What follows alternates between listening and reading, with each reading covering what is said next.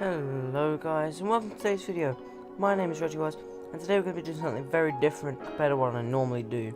Alright, so I've wanted to make Reddit videos for so long, like over a year, but I just never really figured out, what I want to do. And recently this subreddit's been blowing up, and I've actually been following the subreddit for a couple months really. I really enjoy this kind of stories because I know it's just like getting angry at people. But today we're going to be doing r/entitledparents. Before you say anything about me not having a Reddit account, I have one, but I can't be bothered to log into it. And yeah, my mic did fall over during that sentence. But I know what we're going to be looking at first. Which one? So we're going to be looking at entitled mother. I'll just load. Abandoned daughter for a son, harassed and slandered the girl and her adoptive father for her bone marrow 16 years later for the son. This is a true story in China. When EM had her second daughter, she decided that she doesn't want her. You see, while the family was given special permission to have 2 children, as opposed to the one-child policy, they wanted a son. And this extra girl is just an inconvenience taking up the precious spot for a boy. So they abandoned her up without hesitation. The next year, EM got pregnant with a boy, who was spoiled to death in the family. Yeah, my mic fell over again, this is a problem. The girl ended up with a man more than 300 kilometers away from her original village. He and his wife had 3 pregnancies, but all were miscarriages. So they adopted the girl, but divorced soon after because of the stress that came with the adoption. For 16 years, he had been raising his adopted daughter on his own. This man is just a crab farmer and is in nowhere rich?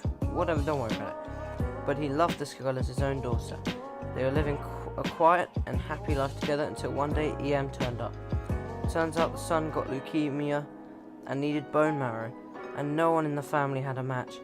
So they turned to the daughter they abandoned 16 years ago, hoping that she would be a match. And the father felt sorry for the 14-year-old boy.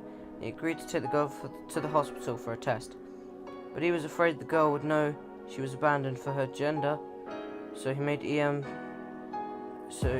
made the EM promise not to tell her that she's adopted. The girl was a match and agreed to do the procedure under the impression she was donating for a stranger.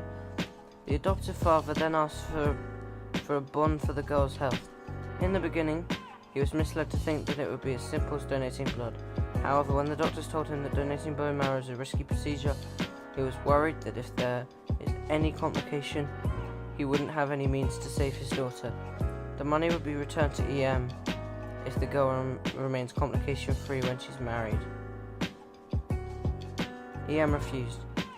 Then the father said, "Don't worry about the money, but the surgery needs to be near where he is living, so he can take care of his daughter and work." EM refused again, saying that it would be much more expensive for them. The father hesitated, and the EM freaking exploded. EM, her husband, and their eldest daughter marched to the girl's school right after class, stopped the car the girl was in, pulled open her door, grabbed the girl by her arm, started yelling at her that she was adopted. They were her real family and she needs to save her younger brother. The teachers had to physically intervene to stop them from taking her away. A bystander called the police, and even in the police station, EM kept pressuring the girl for her bone marrow. The girl was in shock after knowing she was adopted in such a violent way, and cried for a whole night. This put her into a lot of psychological stress, I can imagine. The next day, EM printed out hundreds of open letters calling both the girl and her father by name, saying they're cold-blooded and the girl in particular is ignorant, she doesn't understand morals. She even brought up the fact that the adopted father had experienced miscarriages to insult him. That's just not right, that's not right. She emphasized that the boy is the girl's biological brother. She bolded that, just to put more pressure on the girl. She put this around the village the girl is living in, all the way around the girl's school. So both of them can't even go back to their home. When she was asked about this later, she later said, "I didn't think about what that would do to the girl." You did, that was you. She even went to the village council and said the girl is rightfully hers. She will take the girl back and make her donate bone marrows.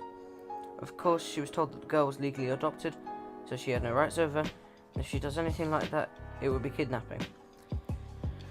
She started interfering with the girl on her way to and from school, and the teacher had to drive the girl to and from school for her safety, and they even got assaulted by EM's relative for their trouble. The EM later went on to a television program, probably wanting to bully the girl and her father into giving up her body rights. She got ripped apart on live TV, and later they found another match on the donor database, so the boy is fine. The thing is, if she had been less entitled and cruel to the girl, she would have already donated her bone marrow. She could have doomed her son to death because of this. Okay, that's the link for the TV program. That's pretty messed up, to be honest. The fact that someone could do that, like, just pester someone that much. Let's find another one. Alright, I've got this one. I've got one here called EM wants me to tutor her child using my own supplies, 2 hours a day, 3 days a week. TL. EM ignores my refusal to tutor her daughter in art, tries to make me feel bad for it. Okay, okay. Slight backstory. I moved to a small seaside town last summer with my partner due to my health problems. I paint and sculpt as a hobby and as a side job in therapy. My partner and I don't have children, and we don't want them. Neither of us dislike children, though. Anyway, I avoided talking to EM. She's very manipulative. She asks you about something, you can bet she's going to twist it so you think it was your idea to help her. This is one story of how I was apparently going to tutor her 9-year-old daughter in art for free, with me supplying everything. EM, entitled mother, who's usually drunk. Me. EM, so how is the art coming along? Me, pretty good, just finishing up a commission. EM, that's great. It's great we have an artist next door. My EC loves art and you should tutor her. Me, thanks, but I won't be able to explain my methods. EM, oh, I'm sure you can, it's just painting. Oh, EC will be so happy. Me, no she won't, I can't tutor her. EM, what do you mean you won't tutor her? You've got all the time and all the stuff in your house. A few hours a day, a few days a week. You won't do much harm. Yes, the supplies I have in the house, obviously, but they aren't cheap or easy to replace. Okay, that's fine. I'm sure it's not too much to bother for you. Me starts getting angry and worked up at this point. EM starts to go back into her house. I just let EC know you're going to tutor her. She loves art and this will be great for her. That's not right. That's not right. Me, I told you no. Accept that no or not. But I'm not tutoring your child, so you'd only be upsetting her yourself. EM gives me a dirty look and slams her back door shut. Okay.